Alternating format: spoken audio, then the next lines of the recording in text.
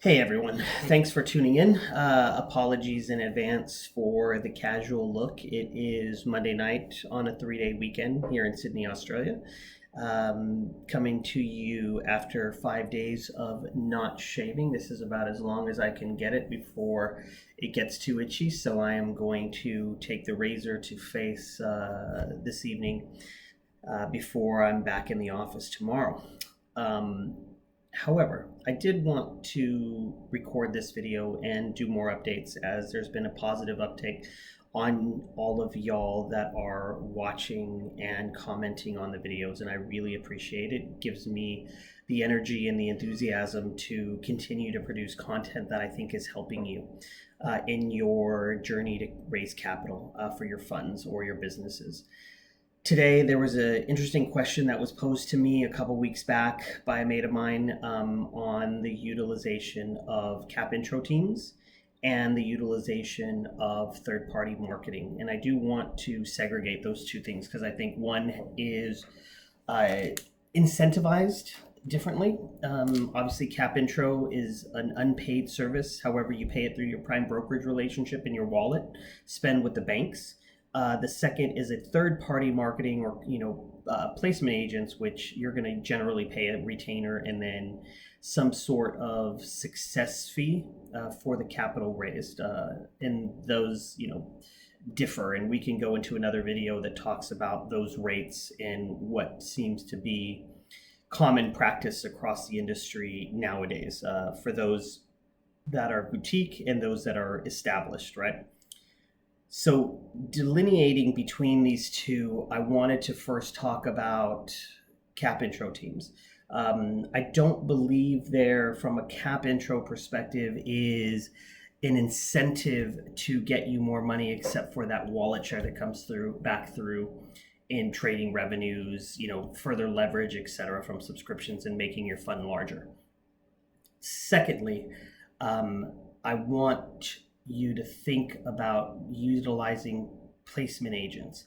And a placement agent with a retainer of, let's just call it $10,000 a month, and what you're really getting for that money spent, and then the success fee that comes on a successful placement.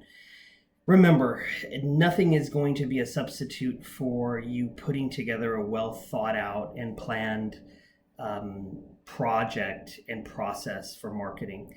You cannot rely on spray and pray. There has got to be a strategy. You have to have your docs in order. You have to have a consistent message. You have to practice. And I think all of these things lead to successful outcomes as long as you have the perseverance and the grit. Remember, it's going to be a marathon, and I think I've talked about this in a few of my other videos. So coming back around to cap intro, right? Their job to put on sometimes, pre-COVID, obviously cap intro events in person, which is coming back, I think, with SALT this September in New York City. But there's been various virtual events over the last 18 to 24 months as the pandemic has continued, which I think there has been some success with at least garnering relationships with a lot of the LPs and doing a lot of the front work until you can be in their office again and actually cementing the trust in that relationship that's being developed. So that's where I think you get out of the cap intro teams and the conferences and things of that nature that come together by the various sponsors in the industry, whether that be cap intro teams or other publications, et cetera, that do these, or paid events for lack of anything else. And I think in the boutique manager space, sub 100, you might have to pay for a lot of events where you're getting in front of the right family offices. Or if you have a good relationship and you are working and have some belief within your team at the bank, the cap intro team will work hard as an extension. Otherwise, you are trying to utilize third-party marketers or spending all of your free time running around and chasing these dollars and working hard on getting those meetings and pitching your story. Do not give up. Do not back down. Have a plan. Follow the plan. And make sure you are checking in regularly on that and any relationships that you're developing to continue to forge those. And remember, you have to be strategic. Don't try to plan to meet across the various different institutional investors. If you're early stage in fund of funds or family offices is where you're getting the most traction, focus on that. The endowments, the pensions, etc., are going to be there for when you get larger. Those are long-term relationship-driven businesses. They have a lot of due diligence that they've got to take, and it takes them a lot longer to come to the table with a subscription.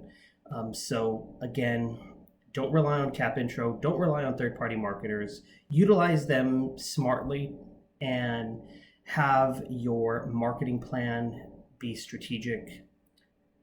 Have grit, persistence, marathon. Run the long, hard fight, and capital will prevail if you've put those things together. And utilize those teams to critique and help strengthen you and your presentation skills and make tweaks to where your strategy may not be best. And I think that's a good use of their time and a good use of your time when we think about Cap Intro or third-party marketing agents. That's it for now. Thanks for subscribing. Please follow us on LinkedIn.